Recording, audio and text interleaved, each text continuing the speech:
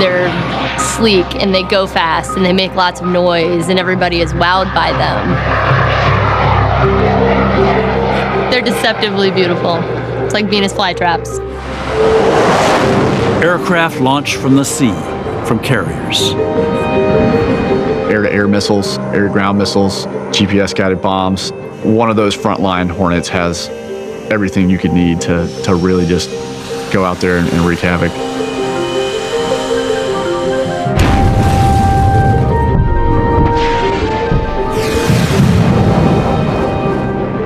These aircraft have left their mark on America's history in ways that few of us know. They had no right to win, but they did, and in doing so, they changed the course of a war. I lost 22% of the guys in my squadron. 22%, you never forget that. This film follows young pilots today as they learn their craft and tells the sweeping history that they are heirs to. I watched every World War movie I could get my hands on as a little kid. The history was one of the things that really drew me to this life. These were people who were willing to literally bet their lives to go ahead and bring this technology and this new kind of warfare to the forefront. Back in the early 20th century, this is somewhat psychotic.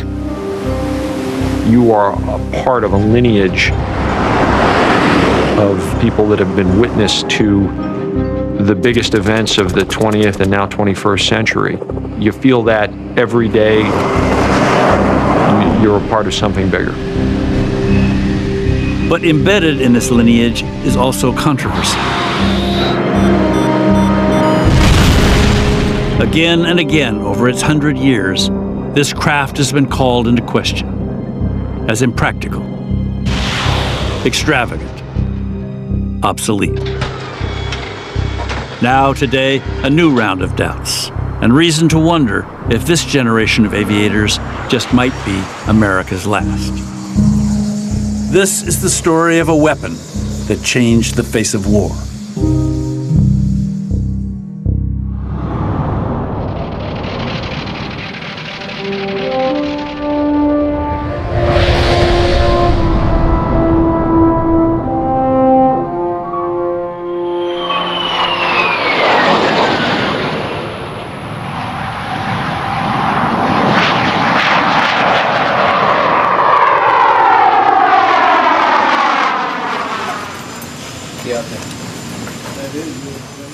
We did our cross country to Vegas.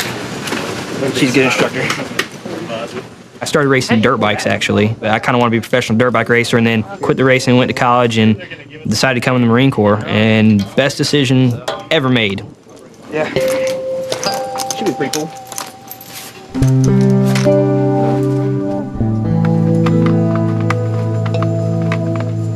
Cool. Y'all following him out? Good luck. Thank you. My mom used to take us to an airport nearby where we grew up, and you could sit out close to the flight line and see people taking off and landing and stuff, and saw planes flying over, like this guy.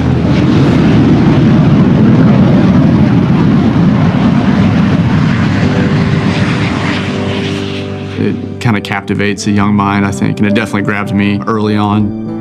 I tell a student, hey, what am I going to teach you how to do here? I want you to learn how to taxi, take off, go out and do something, and you're going to come back and land. And you're going to do that on land, and you're going to do that on a ship.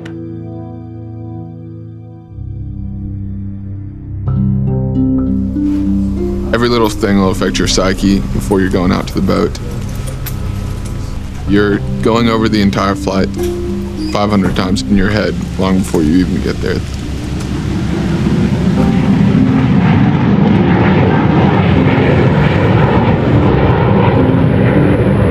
You can imagine the instruments and how they're changing.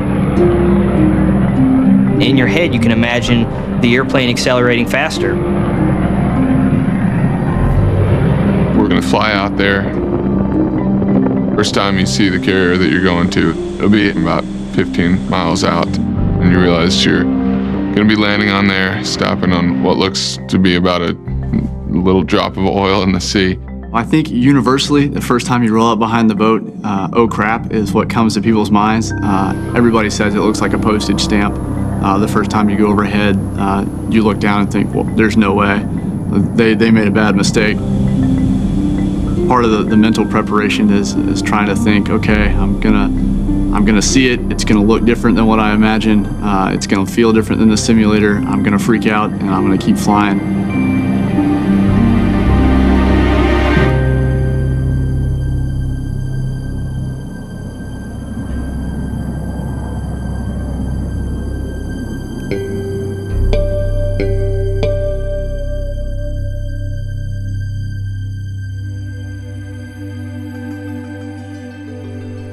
In the early 20th century, Americans flocked to air meets to witness with their own eyes a man take to the sky. In an age of innovation, nothing seemed more wondrous than the airplane. These air meets would draw people from all walks of life. It was real popular because here they have these aircraft flying, buzzing around. Well, oftentimes there were accidents which were almost as appealing as the flying itself.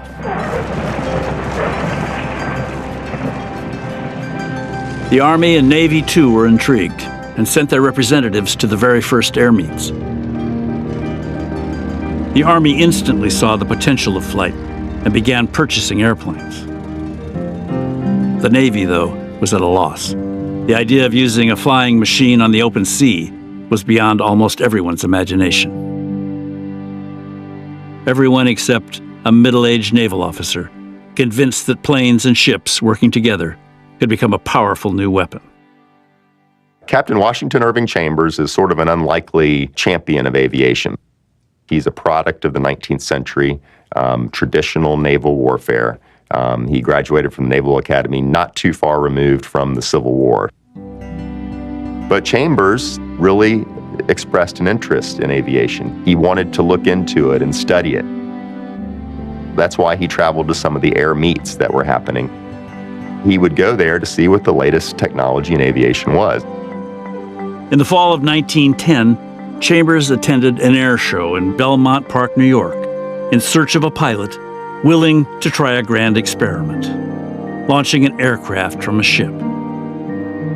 Among the daredevils and showmen at the meet, one man clearly stood out, Eugene Ely. Most people think early aviation, they think of aviators in these, leather jackets and flowing scarves and everything. And Ely, he just doesn't look the part of the dashing aviator. If you look at the pictures of him performing these feats, he was wearing a standard business suit. He had a bicycle inner tube wrapped around him for flotation. He wore a primitive football helmet. He's from Iowa, as far away from the ocean as you can possibly imagine, and someone who didn't really care for the water and didn't really like swimming. But when Chambers proposed the idea, Ely, the man who didn't like water, couldn't resist. In addition to being a pretty good pilot, Ely also had a surprising eye as an engineer. He gets the idea that he can build a wooden flight deck on a warship, like a cruiser or a battleship, and actually get it going fast enough that if he flies his airplane off the end of it, he can actually get it into the air and safely maneuver it. Well, back in the early 20th century, this is somewhat psychotic. Soon after their meeting, Chambers outfitted the cruiser, the USS Birmingham, with a makeshift wooden deck. Built to Ely's specifications, the platform was only 83 feet long and 24 feet wide.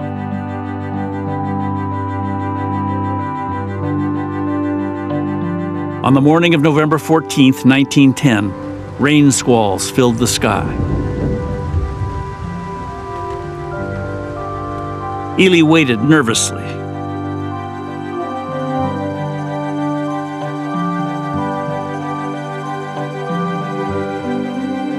Finally, at 3 o'clock in the afternoon, the weather cleared. So Ely climbed aboard and revved up the engine as much as it would go. And as he went over the edge of the deck and out over the water, he actually descended a little bit quicker than he thought. He thought he might crash, and the wheels actually grazed the water as he took off from Birmingham. But picked up enough flying speed that the wind went beneath the wings, developed some lift, and he was able to take off and fly to shore. Chambers was pleased, but he knew the hardest part was yet to come: landing a speeding airplane on a rolling ship. Again, Chambers relied on Ely's practical know-how. Ely was facing the prospect of flying into the back of the smokestacks of the ship, so he had to come up with some way of stopping the airplane. So what they did is they had sandbags connected by ropes, and these ropes were strung across the wooden deck at a series of intervals. And there were a series of hooks beneath the aircraft, and as these hooks snagged on those ropes, the weight of the sandbags there would bring the plane to a stop as it hit the deck. The weather on January 18th, 1911 was cold. Ely flew from an air meet to the USS Pennsylvania, 10 miles offshore. Eugene Ely made his approach to the cruiser Pennsylvania and successfully got into what is now referred to as the proper glide slope.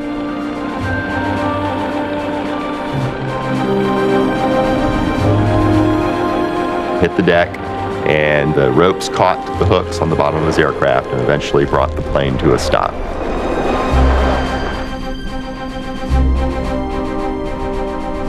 And it was just an amazing event. No one had ever seen anything like this before. I mean, you have to think at that time, you're only about 7 years removed, 8 years removed from the Wright brothers' flights. And here you have sailors seeing an aircraft land aboard their ship. It was something that was, really, observing it must have been an experience to remember. And the amazing thing is, the metaphors laid out by Ely of the flight deck, of the arresting gear, of the tail hook, are things that we still use 100 years later. The man was a visionary. But Eugene Ely would not live to see the magnitude of what he'd achieved. Within months, he was killed in a plane crash during an air meet.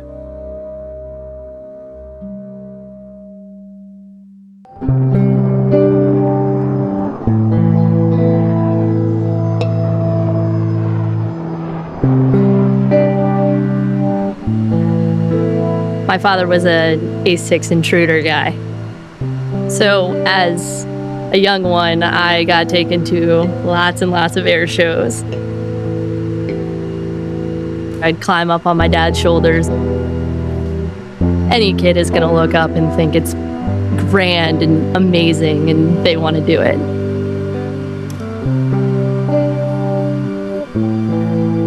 And remember what I told you about the roll-in is that when you see that line down there, the thought of landing on the carrier is still a very big idea and not ominous, but it's still a heavy thought, landing on a giant chunk of metal in the middle of the ocean.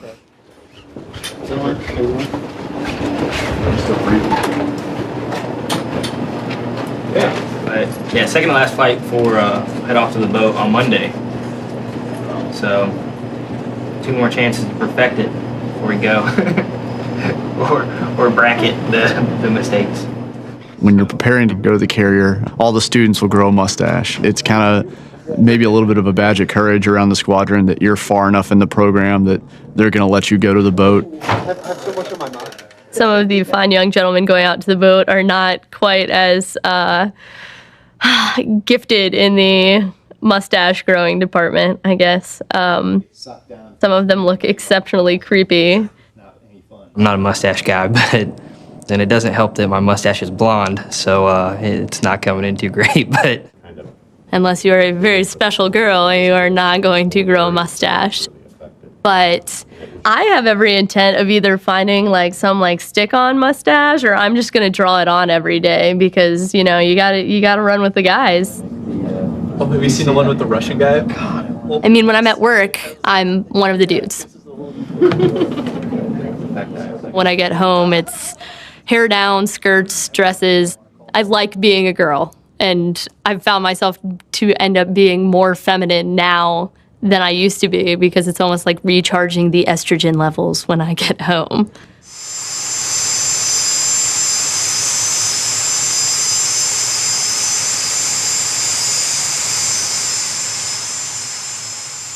It's definitely a competition. Everybody wants to be the best. You know, it doesn't matter if there are Army guys here or Air Force guys here. It's the same thing. Everybody just wants to be the best. With that being said, I mean, Navy guys are my good friends too.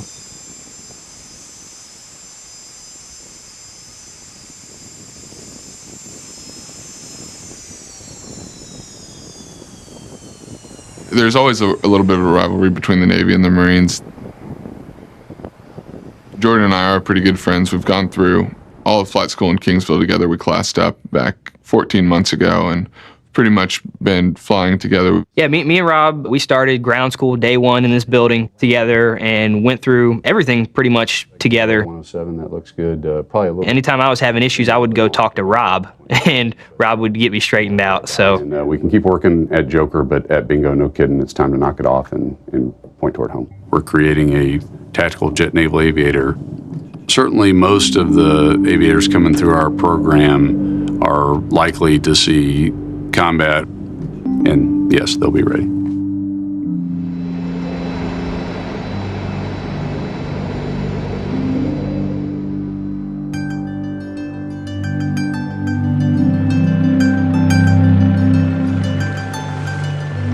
For more than a decade after Eugene Ely's pioneering flights, U.S. naval aviation stood still. Most people would think that, hey, this is a triumphant event. This is a major demonstration. The Navy is going to fall over itself to buy aircraft. Well, that wasn't the case. Airplanes were still made of wood and fabric and could barely hold the weight of a man, much less a heavy bomb. But from the moment he witnessed Ely's plane land on a ship, Captain Washington Chambers could imagine the future.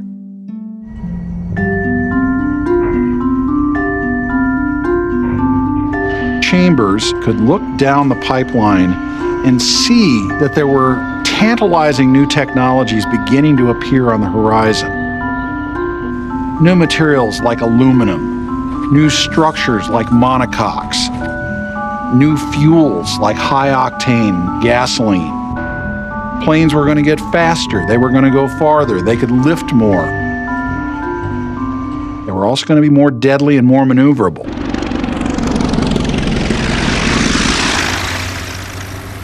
By the end of World War I, the airplane had become a part of modern warfare.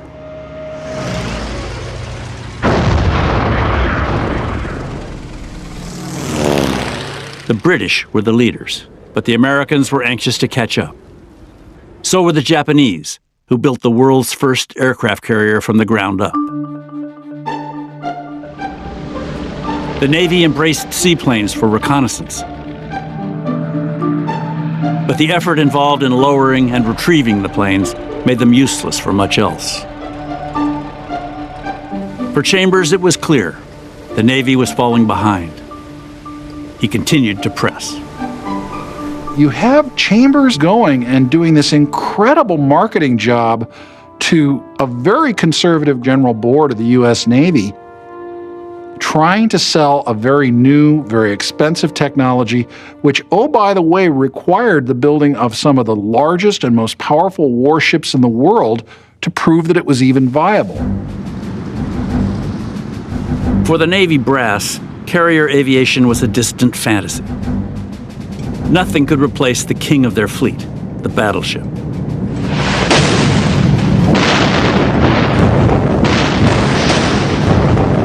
Up to this point, the war plans of every nation in the world still envisioned big gun battleships, 8, 10, 12 at a time, lobbing one-ton shells at each other until one side or the other gave up, and that would determine the fate of nations. The final push towards carrier aviation came unexpectedly. Not from inside the Navy, but from an inter-service rivalry fueled by a brash Army general named Billy Mitchell. Mitchell had been in charge of all America's airplanes in World War I, an experience that forever changed his vision of war. If you look at World War I, it was just a horrific experience. You had trench warfare, people killed by the thousands and hundreds of thousands. And you had people like General Billy Mitchell, who looked upon the airplane as a way that could change warfare and could get warfare out of the trenches. Mitchell's determination matched his arrogance. He wanted to consolidate all military air power under one service, an independent air force under his command. Mitchell set out to do something big, something never done before. If the whole world believed that airplanes could not kill ships, well, then he would prove them wrong. In July of 1921, he orchestrated a show for decision-makers in Congress.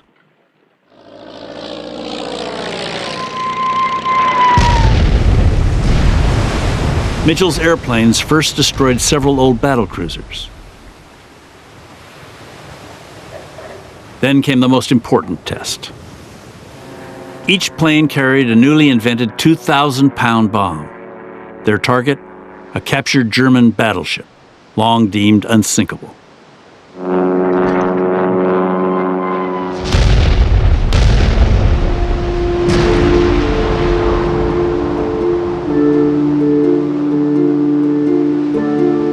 This was a triumph for Billy Mitchell, and it achieved the exact opposite of what he wanted.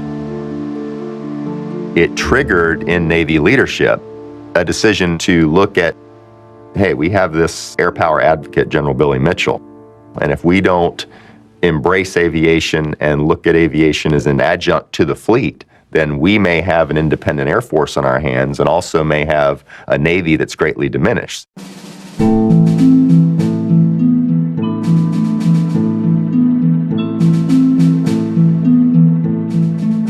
Within a few months, the Navy regained the lead, converting a cargo ship into an aircraft carrier christened the Langley.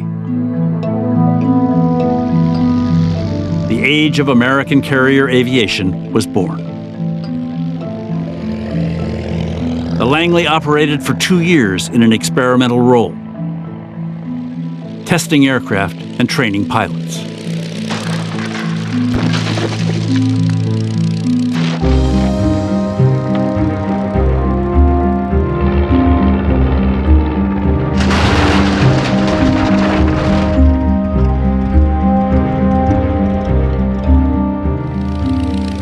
We like to talk about the golden age of naval aviation in the 20s, where we had wooden airplanes and iron men.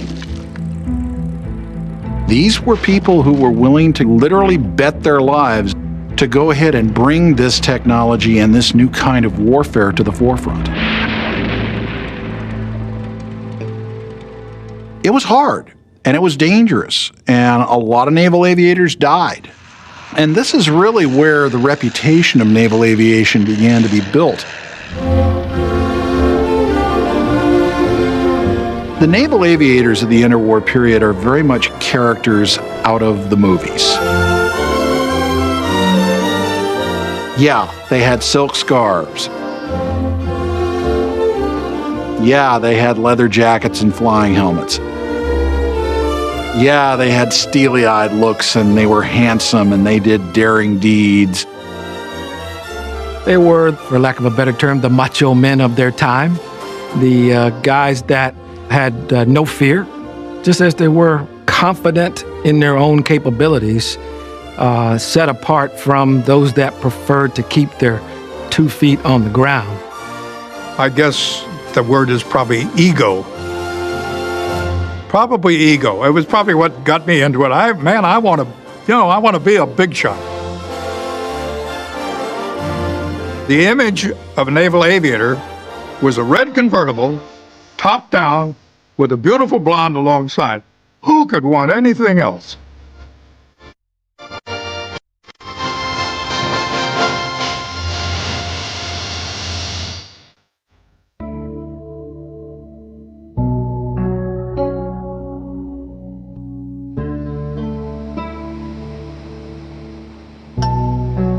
Every day you're operating in 3 dimensions.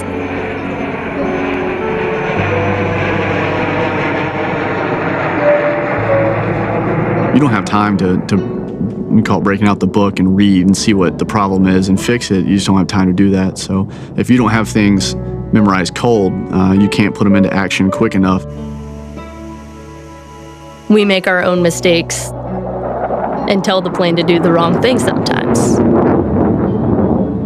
If things go wrong, they can go really wrong.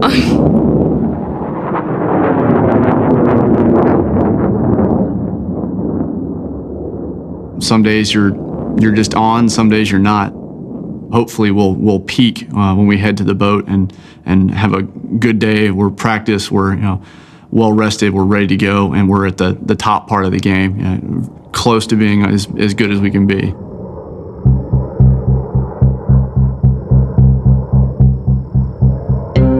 So they're going to move it in 500-pound increments when you give them the signals. So palm up like that. And then the palm down, horizontal is move it down. I'm having a feeling that I'm gonna look and be like, wow, I have to land in that little spot, and that boat's not as big as I thought it was gonna be. But trying to keep those out of the head right now and just focus on what we were taught to do. This will be a completely new experience for me and most all the other students. We have no fleet experience. It's gonna be loud, it's gonna be busy. I mean, they've been showing us all week of people killing themselves behind the boat, crashing left and right. It's all learning points you can take from, and remember, don't do that. I don't want to turn into a fireball. I'd like to land and come home at the end of this. The nerves crank up. It is completely foreign, and probably the most exciting thing we've done in our lives to this point, so.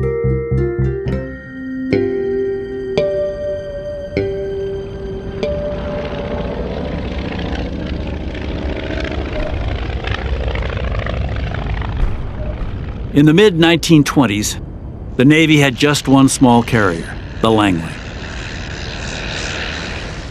Airplanes had become sturdier, the pilots better trained. But still unresolved was how to use all of this in war. Amid the wavering, one figure emerged to take the lead. His name was Admiral Joseph Mason Reeves. Every move of these naval aircraft has a definite purpose and has the single aim of achieving a fighting fleet. His nickname was Billy Goat Reeves because he had this beard and goatee that he wore. He's a hard charger, a football player at the Naval Academy, studied tactics, and he is a convert to naval aviation. Reeves chafed at naval doctrine that confined planes to reconnaissance. He was after a weapon as lethal as the battleship. For him, it very quickly became, how can we use this aircraft carrier not as a support weapon, but as an offensive weapon, as the offensive centerpiece of a naval force? Admiral Reeves understood, even with Langley, that you had to maximize the number of planes that could be launched from that flight deck. Bringing the most intense concentration of firepower onto a target as possible.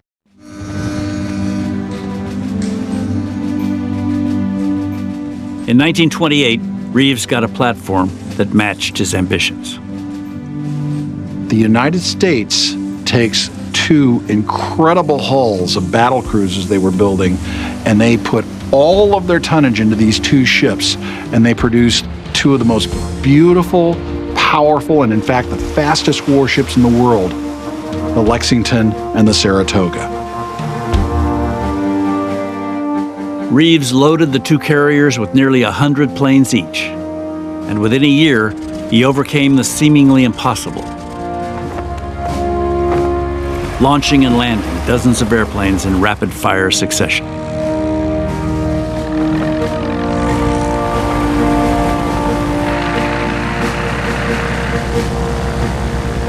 It's a jigsaw puzzle. It's like baseball, it's a game of inches. You can pick a million different cliches, and I don't think any of them really accurately capture what happens on a flight deck with dozens of airplanes. back, some launching, some recovering. There was this constant ballet going on, choreographed by the deck department, the air department, literally hundreds of young men using their bare hands and muscles to push 90 or 100 airplanes.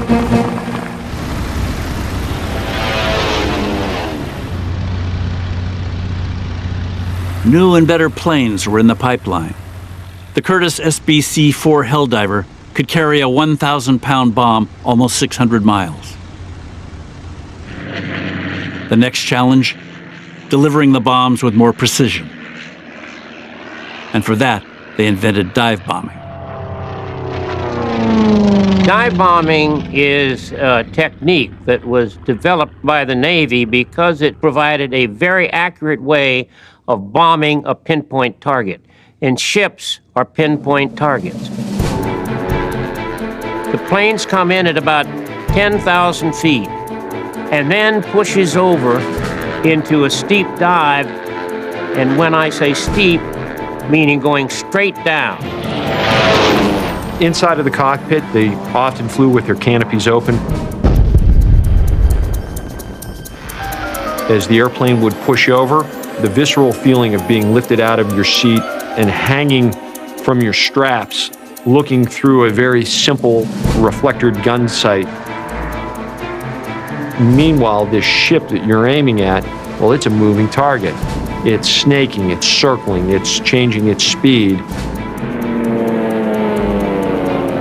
Then at about 2,800 to about 1,500 feet, which isn't very high at all, you would release the bomb.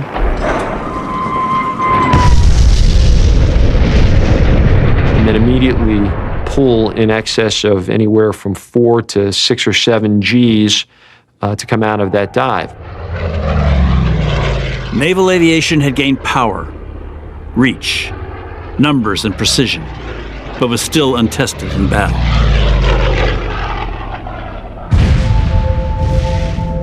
Starting in 1929, the Navy began a series of war games called fleet problems that put Reeves's theories to the test.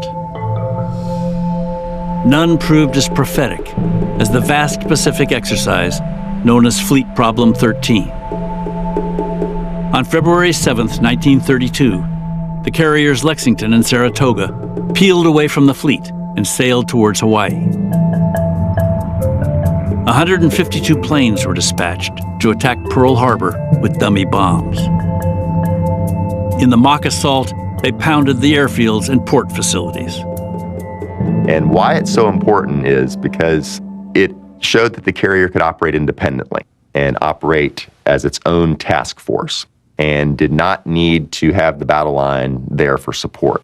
And it showed the offensive firepower of the aircraft carrier.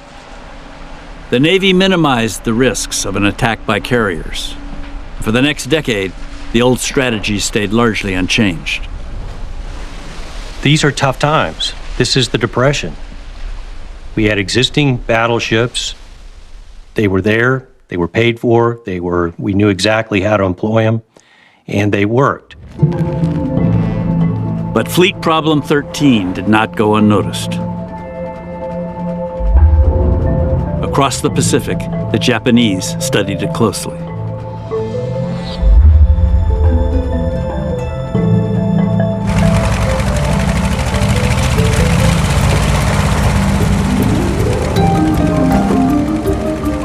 Over the next decade, they would expand their fleet of large carriers to 6.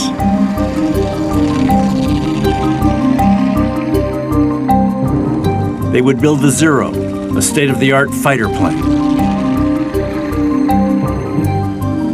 They would train 3,500 naval pilots.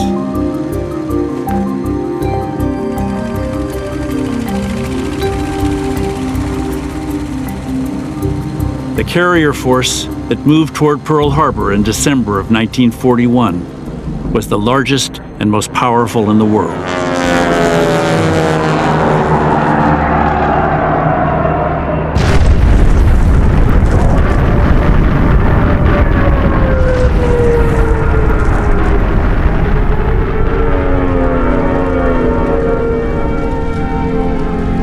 bitter irony, Pearl Harbor would stand as the first real-world proof that carrier aviation was the next superweapon.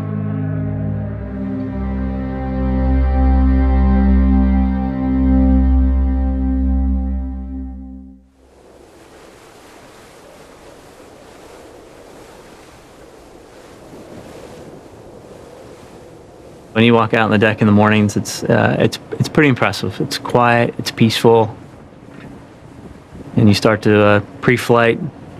You can feel the ship starting to wake up. You can hear the surf going underneath the hull.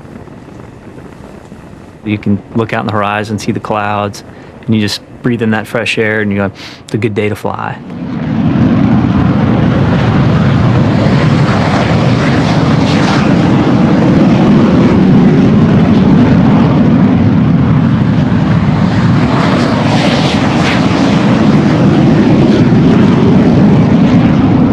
Flew out as a division, a flight of 4, and everybody that was qualifying was solo, and that's another appeal to what we do, is that you get to go out there alone. It's on you. Everybody says that your reputation, it doesn't matter how well you fly in the air, your reputation that everybody hears about is how well you land on the carrier. And the formation part of the flying was really shaky. I thought we should have looked better coming overhead of the ship. Just some, I think that was more nerves than anything, but the 3 students, we definitely, it was pretty ugly coming overhead. To see that piece of American territory out there in the middle of the ocean is awesome. The first time when you're coming over and you look down, you kind of get the chills. I don't know if they were nervous chills or just, but wow, it makes you very humble. When you get out to the boat, pretty much just spend 10 minutes giving yourself this like once-in-a-lifetime pep talk. And next thing you know, tower's calling you down to get set up for landing.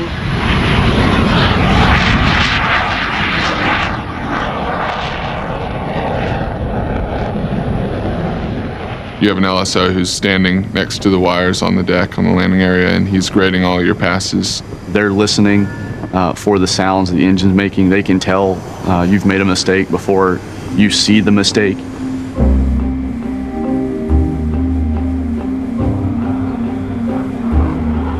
Rolled out, the ball was a little high to begin with, and to keep it safe, bumped up the power a little bit. The landing area is angled to the left of the center line of the ship. So anytime you roll up behind the ship, the landing area is actually moving away from you, not just away from you, but to the right. So you're always lining up a little right. You'll see the plane kind of undulate. You'll see black smoke shooting out of the exhaust because you're in there fighting.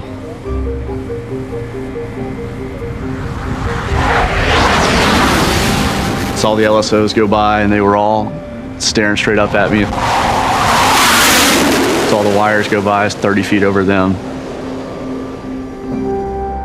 I knew mid-pass that I just bought that bolter big time, so power back up and take back off. A bolter is when they come around with their hook down and they land too long and they miss all the wires. And they have to go around and try it again.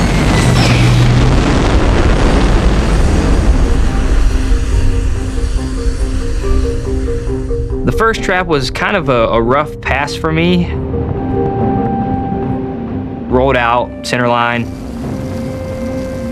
believe it was a good start to a little high in the middle and trying to chip it down to a little high at the ramp.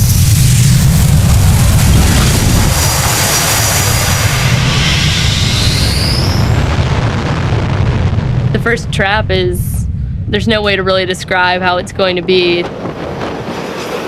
It's this screeching noise.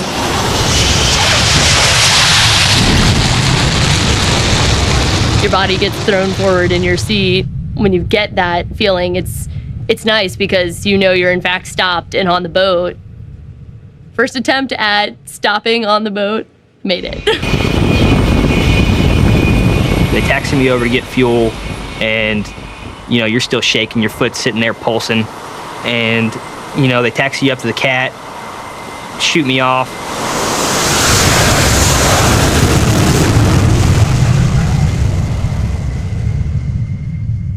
everything goes dead silent. My first initial thought was that my engine just failed. I had to realize that I was still climbing and my airspeed was increasing to realize that I'm safely airborne. Coming down a high start and trying to chip it down while remembering the first pass, which was my fly-through down for the one wire. Didn't want to do that. Kept too much power on it. And I forgot to put my hook down.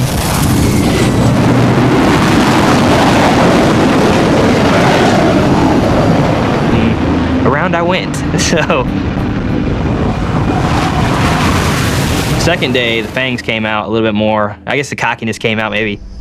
Jordan Meredith, one of my good buddies, he had a better second day, but it ended up being, I edged him out just by a little bit.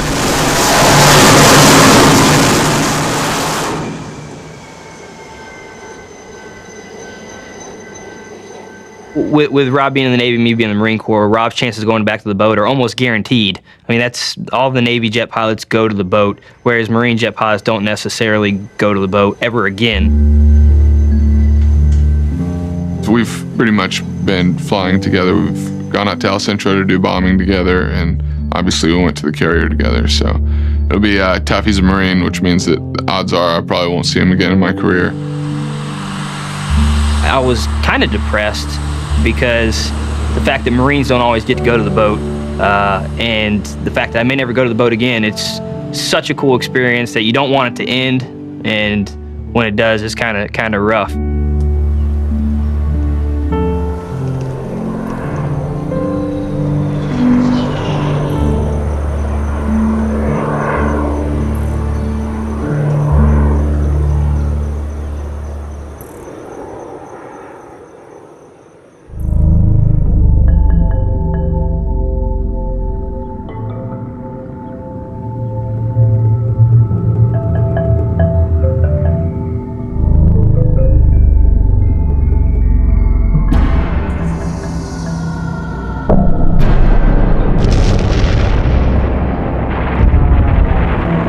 The devastation at Pearl Harbor was the work of carriers.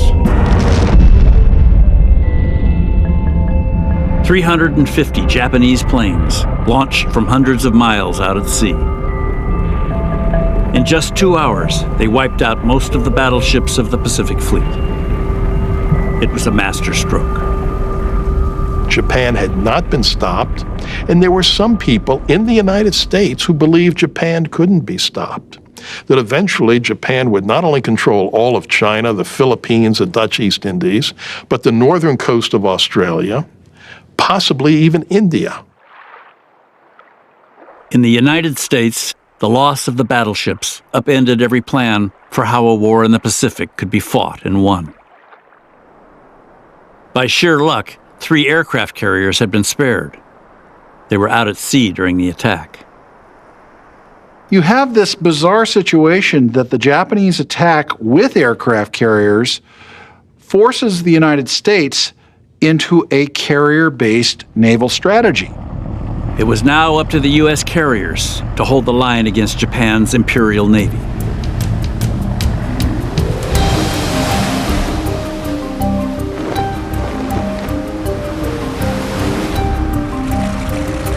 In June of 1942, the Japanese fleet moved toward a pair of small American-held islands in the Pacific. Midway Atoll was just 1,000 miles west of Hawaii and strategically important. A threat of invasion was sure to draw a full-out American response. It was designed as a perfect trap. The Americans sortie with about 50 ships.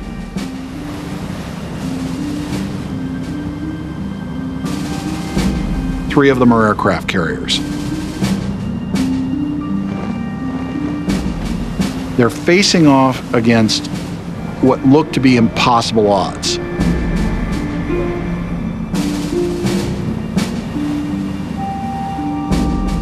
The enemy has vast numbers of ships, almost 200 ships. They've sortied the entire combined fleet. The morning of June 4th did not start well for the Americans. Radar on Midway began tracking 107 incoming Japanese planes. Within minutes, every operational U.S. plane was in the air.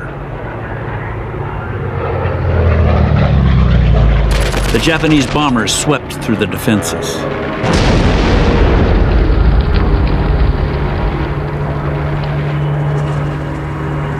Out at sea, the U.S. carriers Enterprise, Hornet, and Yorktown launched their planes, hoping to hit the Japanese carriers before they could unleash a second strike.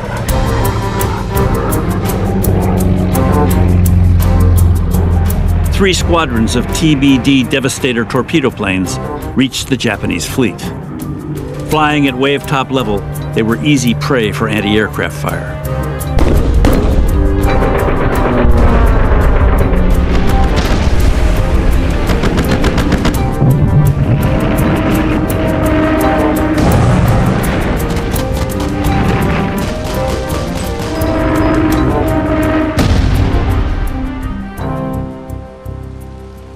Of 41 torpedo planes, only 4 survived.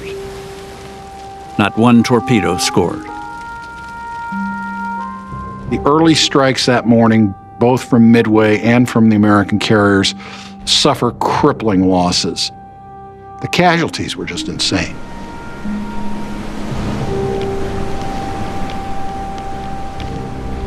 Of the men and aircraft that launched that morning, about half did not return.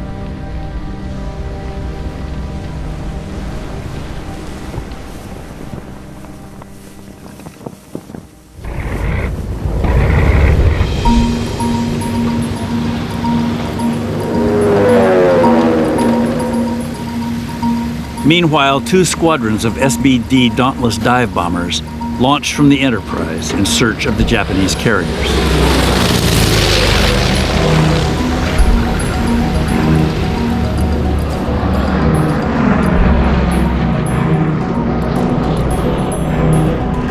They were led by a 40-year-old lieutenant commander from Buffalo, New York, named Wade McCluskey. McCluskey gets out to the point where he's been told the Japanese fleet will be waiting for you there. Gets out there, butkus. Nothing in sight. Staring at the vast expanse of ocean, McCluskey had to decide whether to return his men to the Enterprise or lead them on a fool's errand.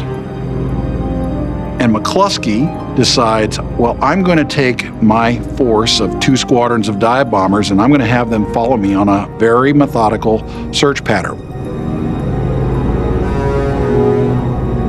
Now, he has a little problem. He's running low on gas.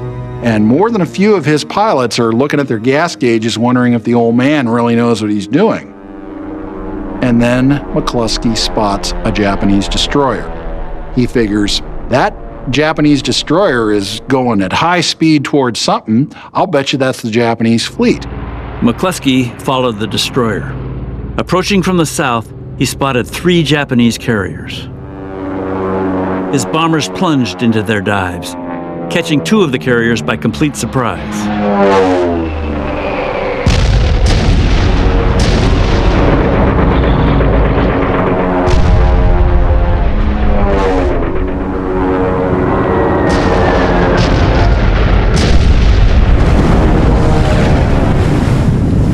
Minutes later, a 3rd U.S. squadron stumbled on the scene and attacked.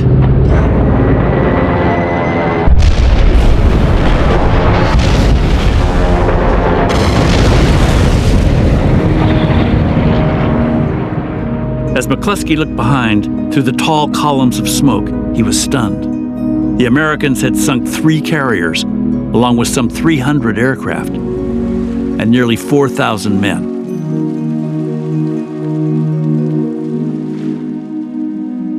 That man and that action took the Japanese Navy essentially out of the war at that moment.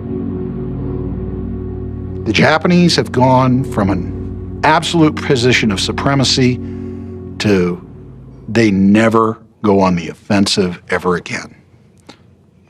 And it all came down to about 4 dozen dive bombers.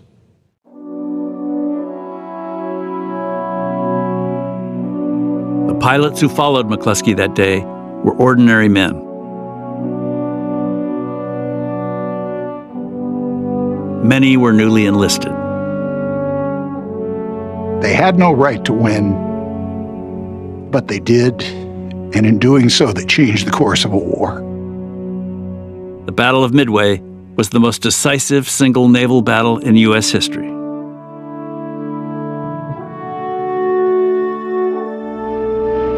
Over the course of World War II, Navy airplanes would provide the dominant firepower in every important battle in the Pacific. Carrier aviation had proved itself beyond measure.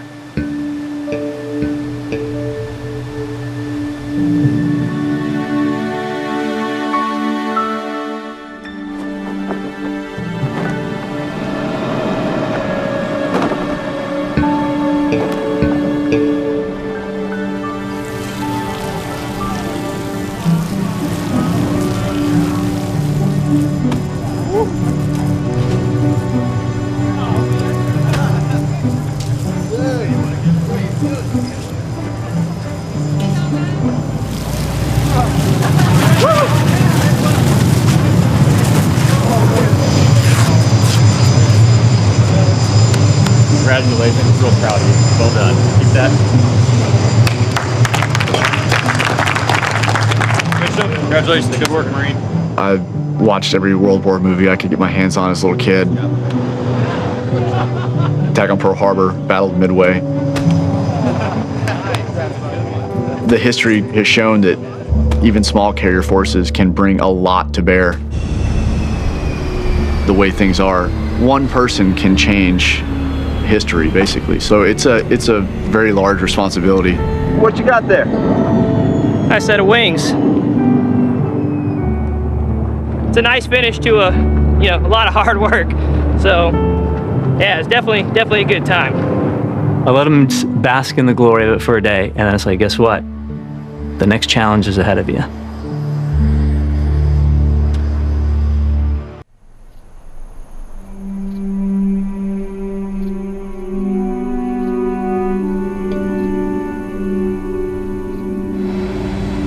El Centro, California. Young naval pilots come here to learn how to drop bombs. The first couple flights that you do, it's almost like a head explosion because there's so much going on. You're learning a dive bombing pattern, which is what they would use in World War II and Korea. You roll 135 degrees inverted, roll out, and start screaming towards the target.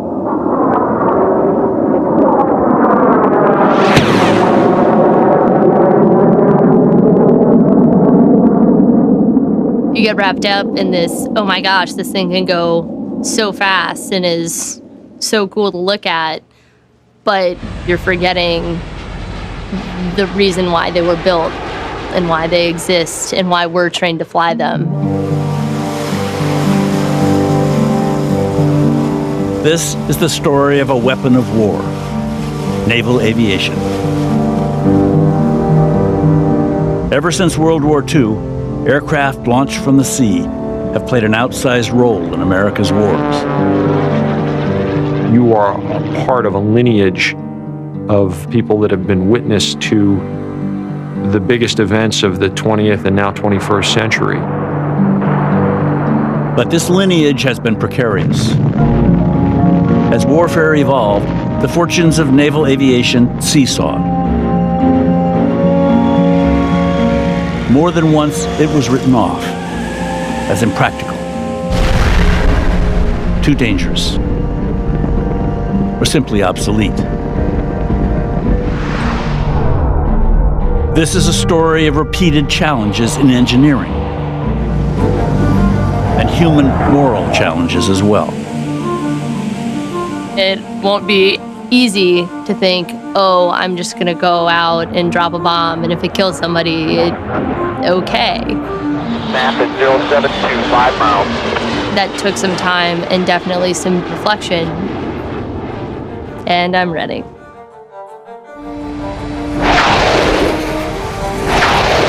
The human in the cockpit, But how long will he or she even be there? Standard ready to climb. C-180. Should automation be allowed to replace these pilots? The last fighter pilot's been born. Some might say that. Naval aviation. The machines and the people in them. 100-year story and an argument without end.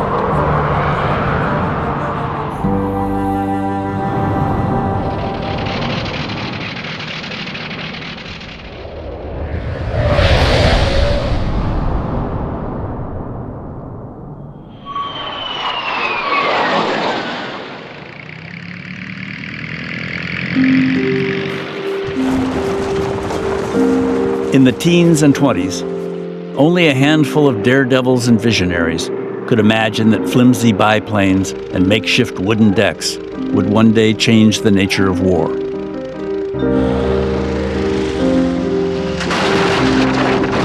Hundreds of young aviators risked their lives to bring this technology to the fore.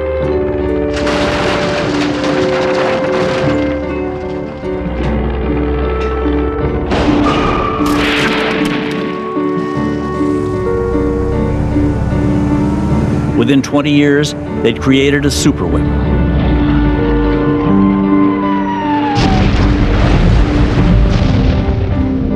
In World War II, carriers proved decisive in every major battle in the Pacific.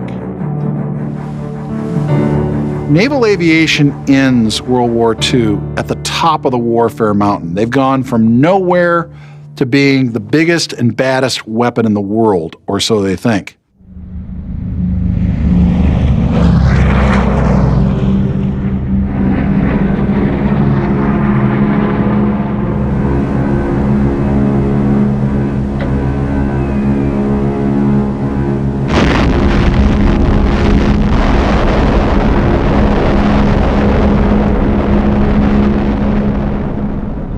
The bombs that destroyed Hiroshima and Nagasaki also destroyed established military doctrine.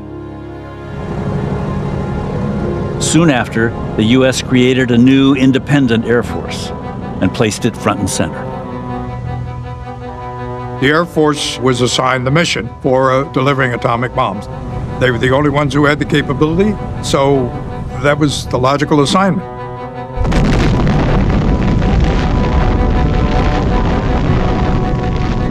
The Navy could see that if wars of the future were going to be atomic and we, the Navy, didn't have a capability, we were going to be extinct. The Navy staked its future on a massive new carrier, the first since the war, a whole new design. Abruptly, the Secretary of Defense stopped construction. There's no reason for having a Navy, he declared. The Air Force can do anything the Navy can do. This was a blow to the heart, a dagger to the heart of naval aviation. The people who support the big bomb aboard the big bomber run by the Air Force think they've got it knocked. They think they've won the great bureaucratic war. They're going to be the dominant service. And then there is Korea.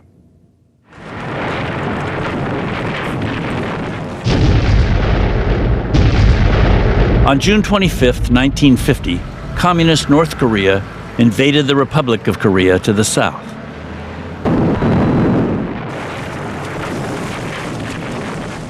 Korea came as a complete surprise to us.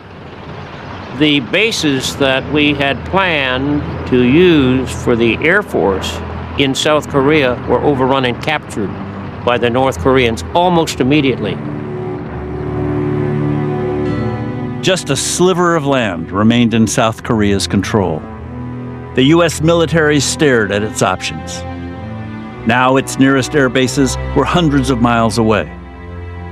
And nuclear weapons, what use were they? If North Korea's ally, the Soviet Union, also had the bomb. The situation in Korea is so critical that we in the Navy must give the 8th Army the maximum practical support. I direct that the commander of the 7th Fleet, the commander of Carrier Division 15, be directed to provide the maximum possible air gunfire support. Make it move. In a striking reversal, the military brass dusted off 4 of its World War II carriers and rushed them to the Korean Peninsula. The carrier was back. The Navy starts building 1 supercarrier per year. Forrestal, Saratoga, Independence, Ranger, Kitty Hawk, Constellation. For the next decade, we add 8 more supercarriers to the fleet.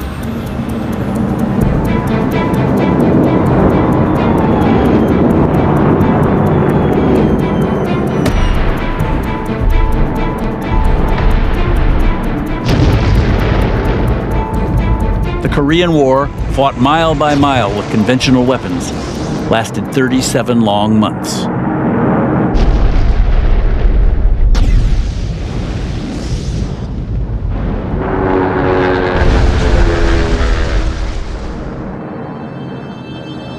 The Navy and Marine Corps lost over 500 planes. I lost 22% of the guys in my squadron when I went to Korea. 22%. You never forget that. You come back from a tour, you've been the commanding officer. There's the single mother. The only thing she had in her life was her son. He was 23 years of age. He was entrusted to you. You were to get him ready, take him over there, bring him home. And you didn't. You got to go visit her. You got to sit on a park bench. You got to let her hold your hand. You just got to sit there and go through it.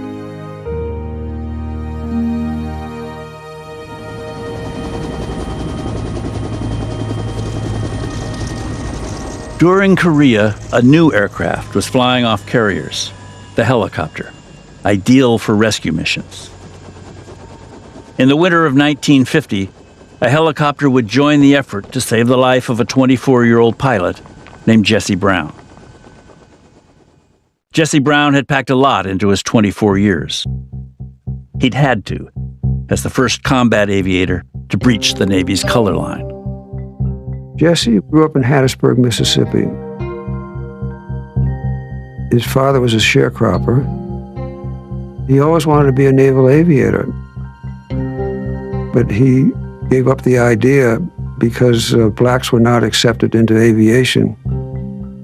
He got a scholarship to Ohio State University, and a Navy lieutenant took a liking to Jesse and encouraged him to put in for it, which Jesse did, and he was accepted into the Navy's flight program. He arrives in Pensacola, Florida, which is very much a southern city.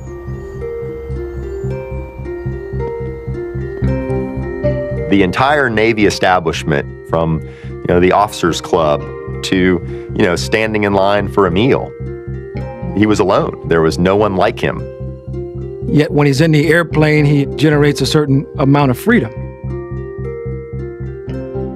only to have to land again and face the social inequalities that existed as part of America. In 1948, Jesse earned his wings and joined a squadron on the USS Leyte. On the carrier, the atmosphere seemed different. There's a sense of acceptance amongst aviators who share a common goal and a common capability. It was in the tight quarters of the carrier that Jesse Brown got to know fellow aviator Thomas Hudner. Jesse was a very friendly person. They joked that he by far got more mail than anybody else on the ship, which was probably true. And he was just a person we all admired and loved. On December 4th, 1950, Hudner and Brown were assigned a reconnaissance mission. By all appearances, routine. It was cold. We had 6 aircraft in our flight going up for armed reconnaissance. One of the pilots in the flight saw that there was some vapor coming out of Jesse's airplane, and shortly after that, Jesse called out that he was losing oil pressure. He couldn't stay airborne and was going to have to make a crash landing.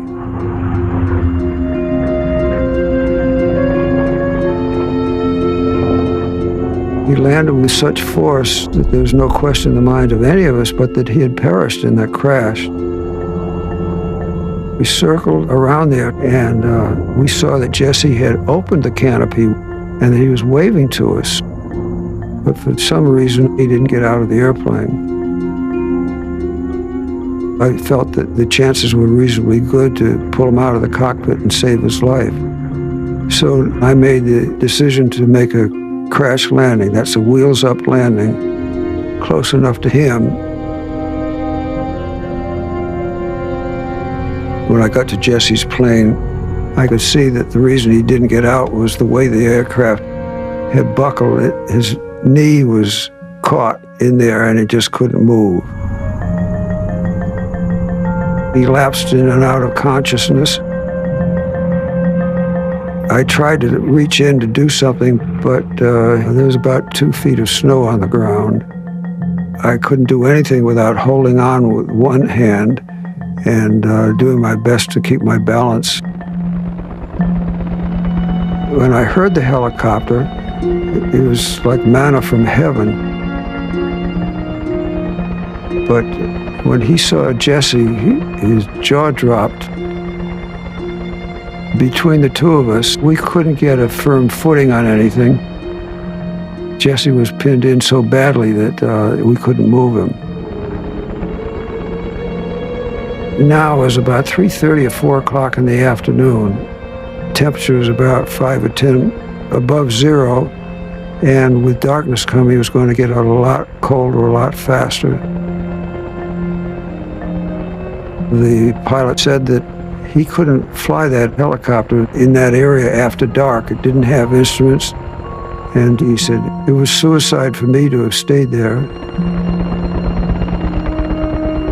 I've always felt bad about the decision, but there was really no choice. I like to think that he was not conscious at that time.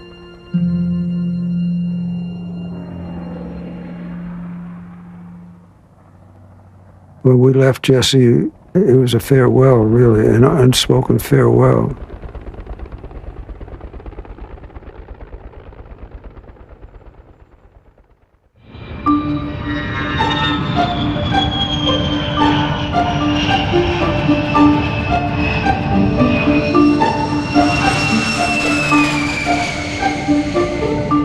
There's a new magic in the air. It's called jets. And jets change the game for carriers as much as they do for land-based air power, maybe even more. Jets ushered in a futuristic world where man traveled through the stratosphere at twice the speed of sound. But they were not built to land on a deck. The transition to jet aircraft almost killed aircraft carriers. Flying jets in the early days off of carriers was at best difficult and at times near suicidal.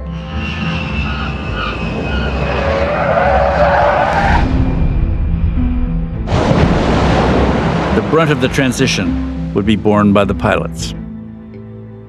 It was hairy. We didn't have a lot of experience. I took command of a jet fighter squadron. I had 1 hour of jet time, 1 hour in a jet aircraft when I took command of a squadron that was going to deploy. I had people reporting to me who had never been in one of those airplanes.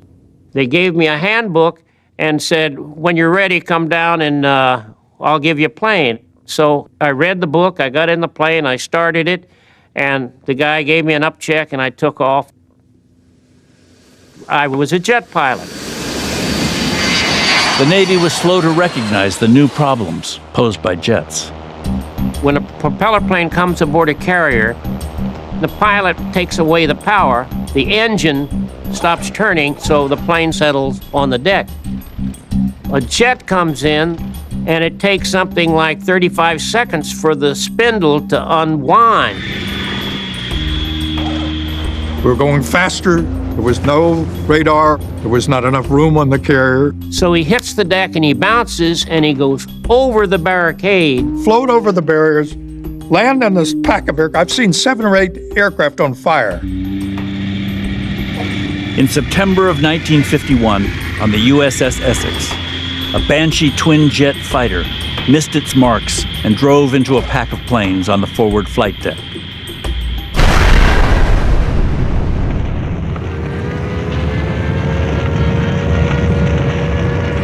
Seven men were killed.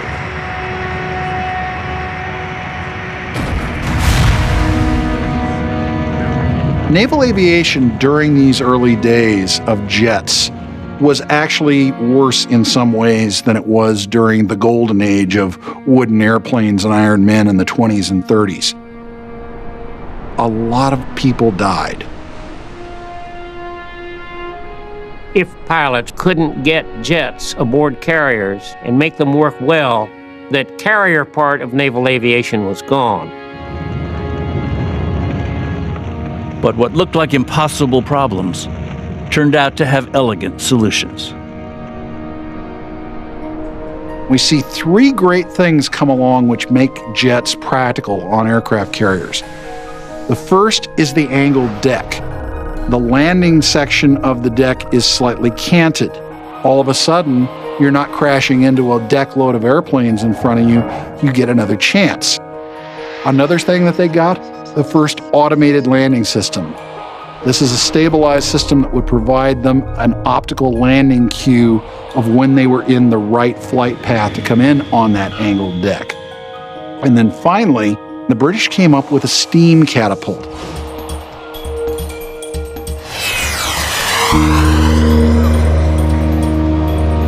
By the mid-1950s, we're finally producing our first new aircraft carriers, the 4 ships of the Forrestal class. By the late 1950s, the fastest, highest flying, most heavily armed, most powerful airplanes in the world are amazingly fighter bombers flying off of aircraft carriers. More than ever, the field was a magnet for the brightest, the cockiest. It was naval aviators in 1959 who crowded into America's new space program. Liftoff, and the great white rocket with its human cargo. Astronauts Alan Shepard, John Glenn, Scott Carpenter, Wally Schirra, later Neil Armstrong. They had all learned their craft as test pilots, developing the fighting capacity of jets. In the midst of the Cold War, these planes and their pilots were emblems of American swagger. Crisp, modern, and increasingly lethal. We were struggling with the problem of trying to get a nuclear weapons capability. Then we developed the capability with jets. We could take an aircraft that we'd specially designed, put that 2,000-pound package under it, launch it off the carrier, and that weapon had the explosive yield of 1 million tons of explosive. 1 million tons. The very nature of carrier aviation, its mobility, would make it for years the most feared element in the nuclear standoff.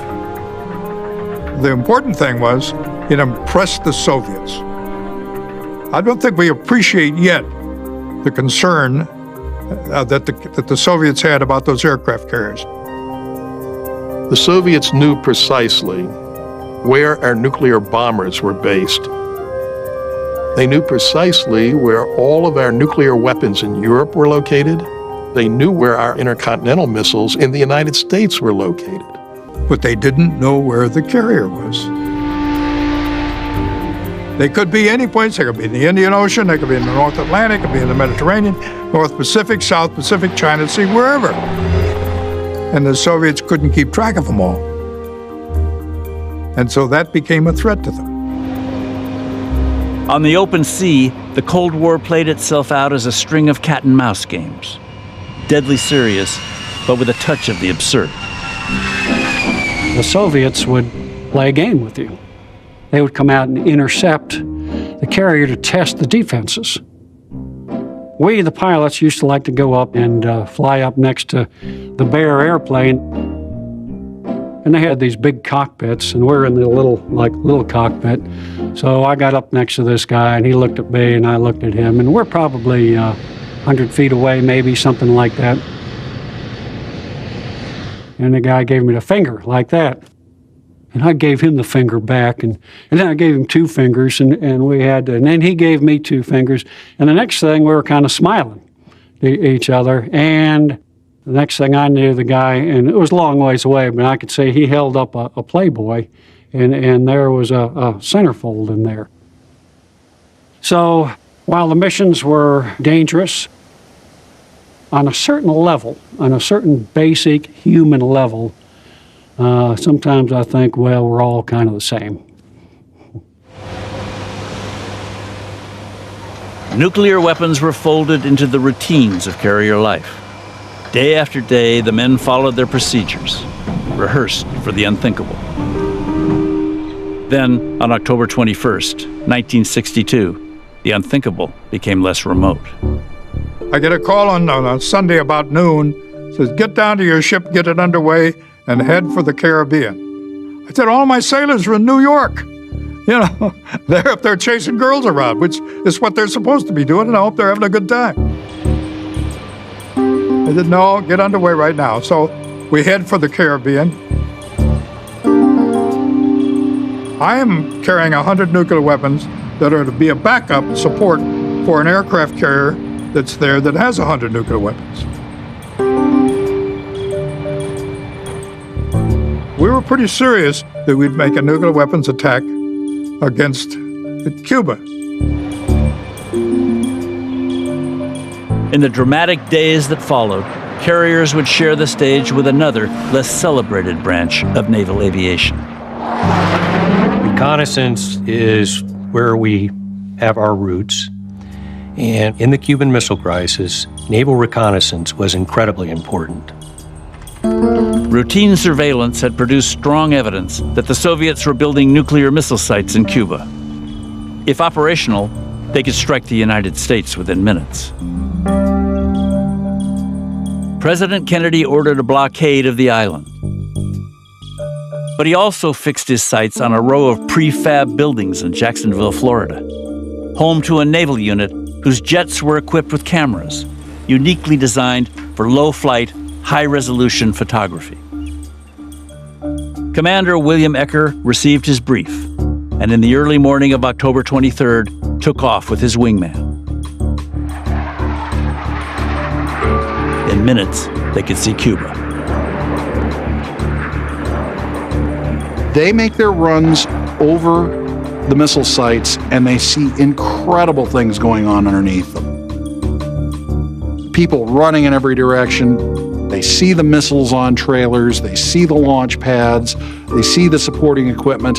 You name it, they get pictures of it. As Ecker landed back at the base, the crew was waiting to rush the film to the lab.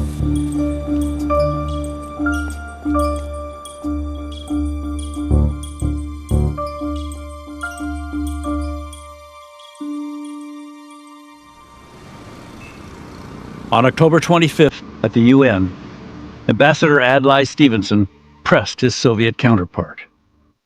Do you, Ambassador John, deny that the USSR has intermediate range missiles and sites in Cuba? Yes or no? You will have your answer in due course. I'm prepared to wait for my answer until hell freezes over, if that's your decision. The Soviet ambassador to the UN denied that they were placing ballistic missiles in Cuba. And here, Adlai Stevenson motions, and in come a few people from the CIA with these boards. And Ecker, to his amazement, sees the photos that he and his men have been taking suddenly being presented to the world as the best evidence in the court of world opinion.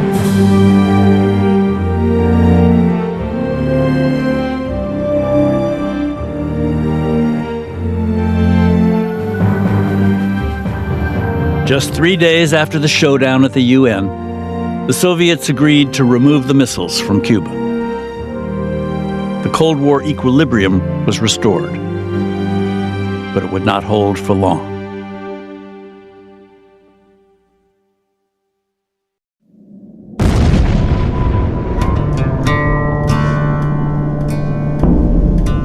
A lot of bombs were dropped on targets that had already been destroyed many times over. The pilots were getting the heck shot out of them. And every now and then one of them would say, "Skipper, what are we doing in this crazy war?" It was a real time in the wilderness for everyone involved in that conflict, but certainly naval aviation. The Vietnam era, a time of turmoil and discontent, would be one of naval aviation's lowest points. For the pilots, the discontent came early. In 1965, they were tasked with a massive bombing campaign, but with important targets off limits. The bombing campaign in the north was called Rolling Thunder.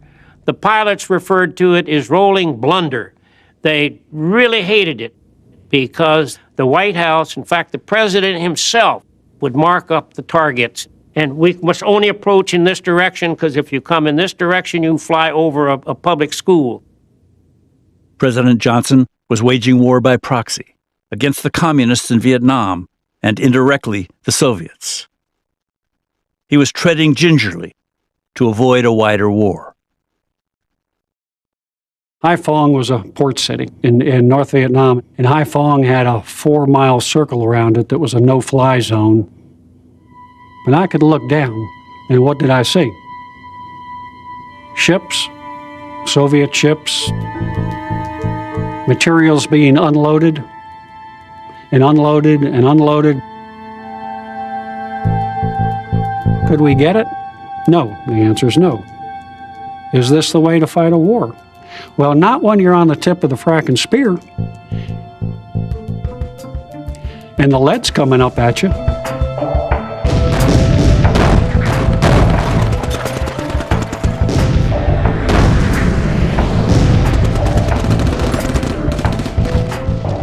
Are you going to survive or are you not going to survive? Are you going to survive or is that guy down there shooting at you going to survive? And it's black and white. There's no gray. There's no lawyers. There's no politicians. None of that bullshit. It's he dies or you die. And so you make your decision. And to me, that's war. It's nasty business. It's brutal business. It's why if we're going to go to war, you better get it right to start with. To make matters worse, the tools of war were still crude. It could take dozens of bombs to hit one target.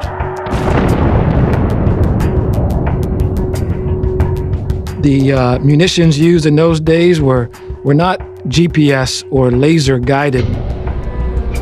You're dropping iron bombs at that time.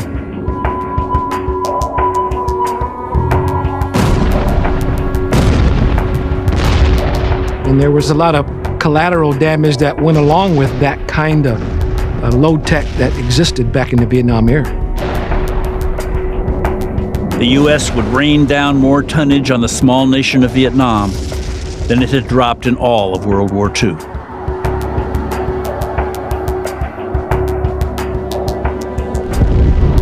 Back home, many Americans recoiled at what they saw.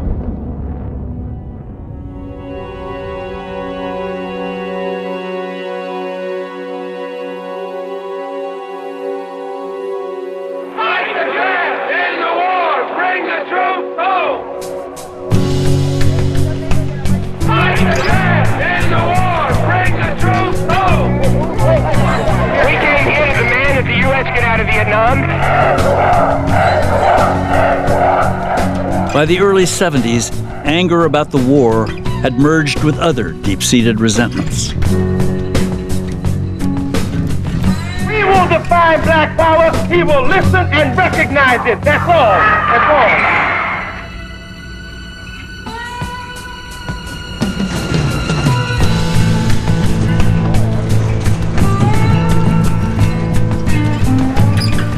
When the USS Kitty Hawk set sail for Vietnam in February of 1972, it carried on board all of America's racial divides. Naval aircraft carriers are a microcosm of America. There's a class society that exists on the ship. The captain is the king and the ruler, and the officer corps are the directors of things that go on. The enlisted men are the working class individuals, and that's where most of our African Americans existed. You would just end up being a mess cook for a while, or you clean compartments for a while. If you try to get out of mess cooking for over 90 days, or try to quit cleaning toilets, you might have had a long struggle.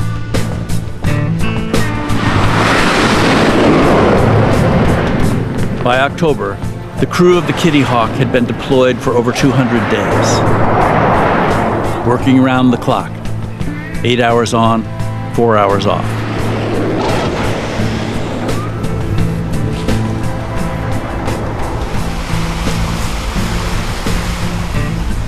On October 11th, the workload was lighter.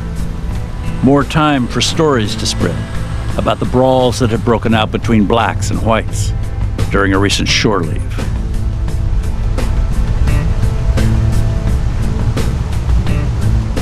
Midday, sailor Percy Pilcher made his way to the deck with 2 other African Americans. As we 3 were walking across the flight deck, a couple of Marines approached us and said, "You blacks," quote, "you blacks can't walk in over 2s." We're thinking, yeah, right. Kept on walking. Made the comment again. Police. I'm gonna have 2 Marines tell me I can't walk with 2 other friends. Next thing I know, my neck is under a nightstick with my body up on an A6 aircraft with a nightstick under me. What the heck? When Captain Marlon Townsend learned of the incident, he quickly overruled the Marines and apologized. But it was too late. All hell broke loose. I hate to say it, but it was blacks against whites. It was an all-out riot. People being beat up for no particular reason, just because you happen to be of a different color.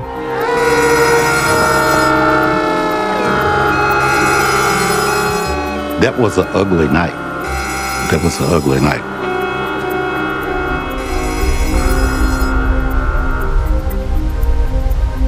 It took 12 hours to end the fighting, and it would prove a turning point in naval history.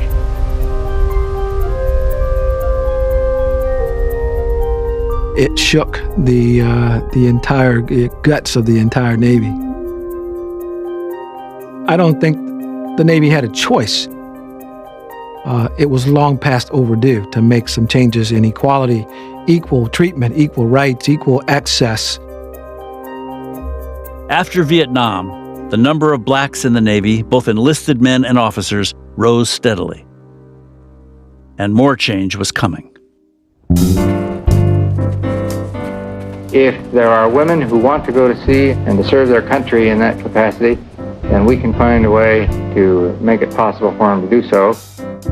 Rosemary Mariner was one of the first women to enter Navy pilot training, and years later, to land a jet on a carrier deck. There were some who were adamantly opposed to this, including the head of Naval Air Training. He made it very clear to us that this was not his idea, and others were very supportive.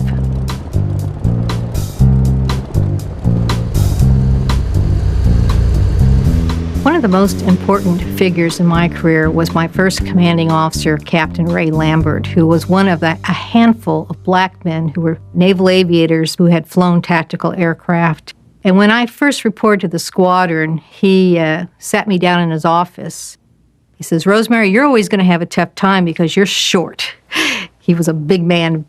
And he said, "I used my size to help me establish myself in naval aviation. You're going to have to figure some other way."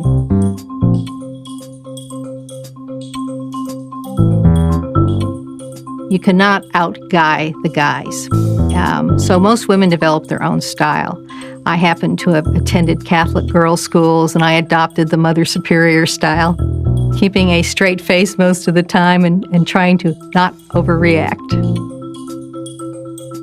Mariner was 40 and a senior officer by the time the law that barred women from combat was repealed in 1993. By the turn of the century, it was no longer unusual to see women pilots in fighter jets. Even though in my day we had these overt restrictions on us, I often thought that black men were having a more difficult time than women were. It was still rare to see a black man get it all the way to the top. Naval aviation is the hardest circle to break into. The majority of African Americans have been in patrol plane or helicopter aviation. And so when you go down to the jet training bases, you see very few African Americans. But we need to fix that.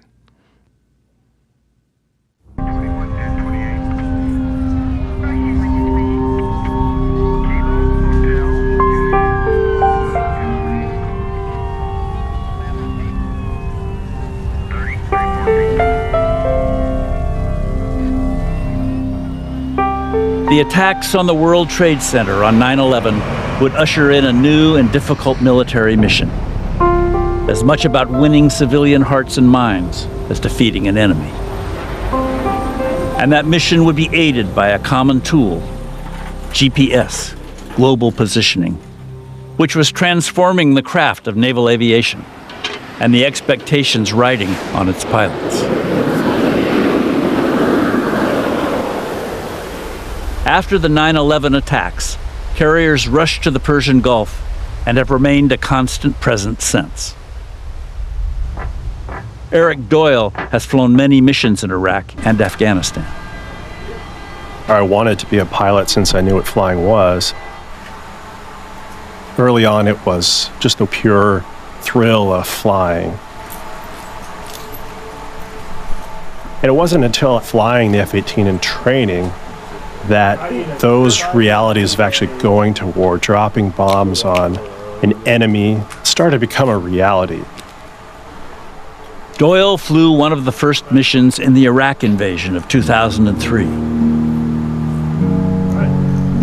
His memory of that night offers a window into the recent air wars of the Middle East. We had a pretty good idea that shock and awe was about to happen. And then at some point we did know. We were contemplating how many aircraft we thought we would lose, or if we'd lose any, how many would it be folks from our squadron? And it could be me. You take your person out of it. You take yourself and you use aircraft and pilot. You don't say me, Eric, or you, Stan.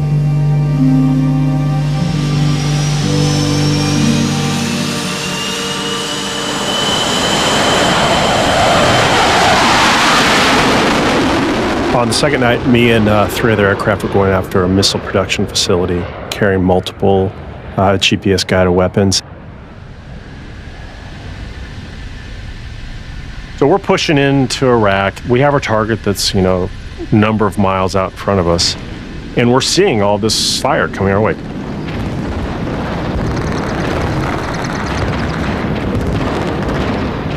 It looked like somebody spraying a water hose. Then we'd also see surface-to-air missiles being launched, and we talk about some of them the size of telephone poles, and it's just a very strange, kind of out-of-body experience. You're so focused on what you're trying to hit that all the philosophical thoughts about what I'm doing, why I'm doing it, why are we here, that's honestly out the window. Do everything in your power to absolutely have pretty darn close to 100% certainty that bomb is going where it needs to go, or that piece of ordnance. And that's where I think we stay, emotionally involved.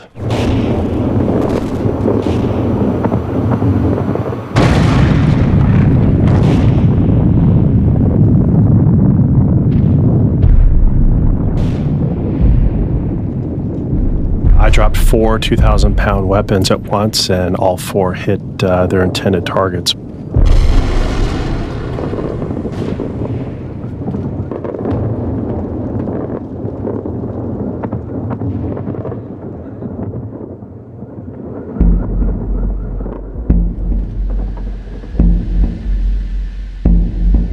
And now the reality that I've been airborne for 5 hours, I need to find my way back to an aircraft carrier and land on it.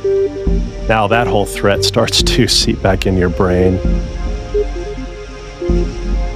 When you're flying in an airplane at night over the water, it's black, just to the point there are no visual references out there. It's like flying inside a basketball. It's 100% trust.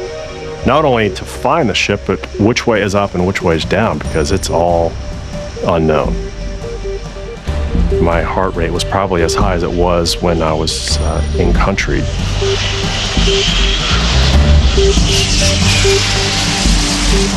It's definitely still, regardless of what you're doing, one of the more, if not the most intense things you do, just trying to land that plane.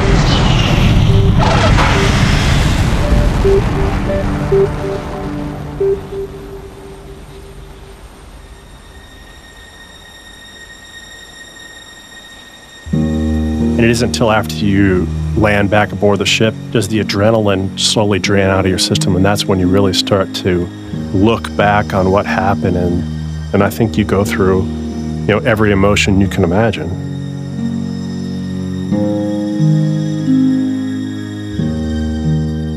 It isn't the jumping out of the jet, high-fiving everybody. It's sobering. You're the one hitting that button to, send a 2,000-pound bomb into the air. It's a sobering experience, and it should be.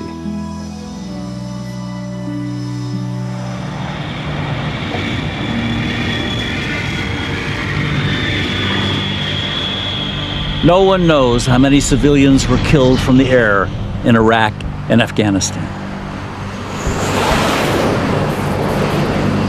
It is far fewer than in the days of iron bombs, before laser guidance and GPS.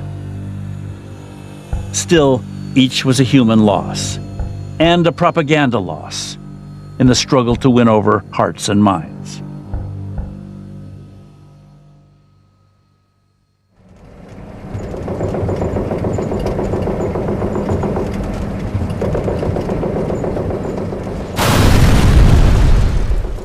– 2011 marks the 10th year of war in the Middle East, fought village to village, house by house. Once the conflicts shifted to the ground, carrier jets had to get used to a support role, much of it routine.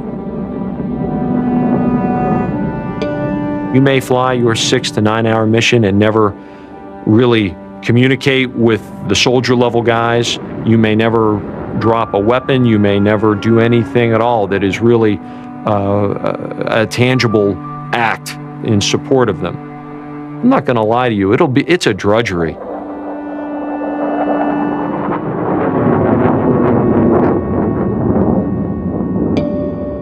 After 2 long, draining ground wars, the costs of naval aviation make it a likely target for cuts. Add in a revolution in technology, and its future seems once again wrapped in questions. It's very possible, within a matter of a decade or so, that naval aviators will fly strike missions and never leave the ship. UAV is unmanned aerial vehicle. Basically, it's a model airplane. The Air Force uses them for reconnaissance and strikes, which are controlled 5,000 to 6,000 miles away easily from Nevada. Right now, there's a functional limit of about 9 to 11 Gs that an airplane can pull. You take the human being out, and the need to keep his fingers, toes, and eyeballs still attached, and suddenly you can make airplanes that might take 15, 20, 30 Gs. And eventually we won't have to have a pilot at all. You could have some really good video gamer who's 18, 19 years old at the controls.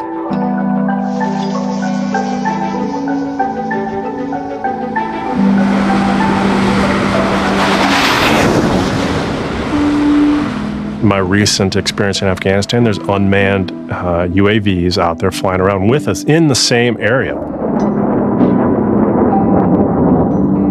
And it always kind of seemed like something that'll eventually be there. It's something from the movies. Stingray 01, you're clear, 18 Alpha. Yeah, copy that. And then actually talking to the operators hundreds, if not thousands of miles away is interesting. It's surreal, maybe a better word.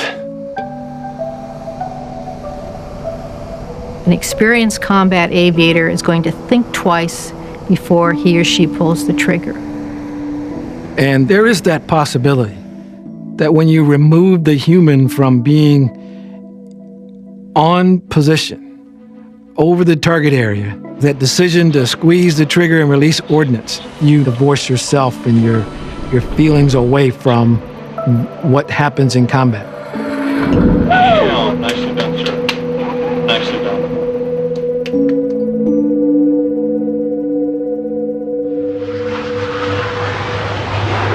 Kingsville, Texas, the naval training center where a new generation of pilots is being prepared for combat. They seem prepared also for the revolution coming their way. You can't hide the fact that unmanned aerial vehicles are definitely the future. The capabilities, the ability for them to stay, aloft for hours and hours. They have better eyes than we do. They have longer legs. They don't have a bladder. If you take the emotion out of it, they're going to make, as a military, us a lot stronger. I think we're close. I think it's we've got the coolest plans we can make, and after this, it's going to be the robots and nobody else. There's a sense that they're making the last cowboys here kind of feeling, and maybe we'll get to tell our grandkids that we went ripping around the sky back in the day in fighters, and that was a lot of fun. I think it's a great chapter in American history, but manned flight might be coming towards its end.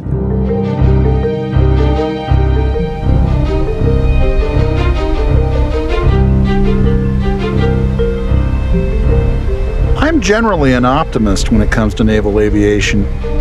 Basing options for the United States are in decline worldwide, and the ability to operate from the sea is a capability that we're going to need more of, not less.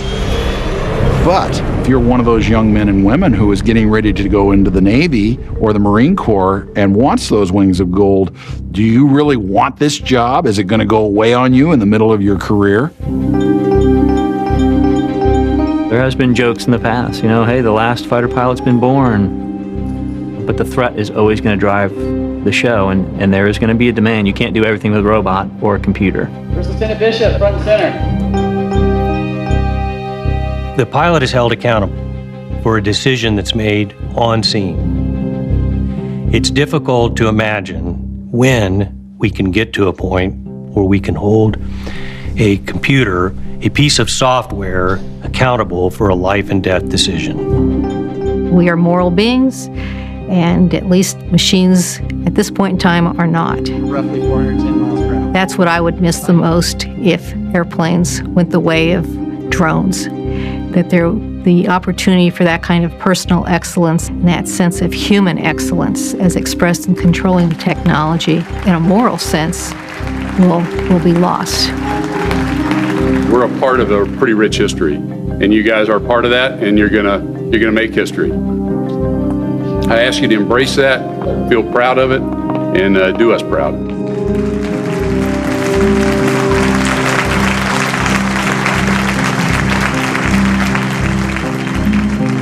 It's 100 years since a foolhardy pilot set out to land a plane mid-ocean on an improvised wooden deck. The pilots with the gold wings inherit a history that's turbulent. Excellent. 1, 2, and 3. And if the years ahead are the same, that can hardly come as a surprise.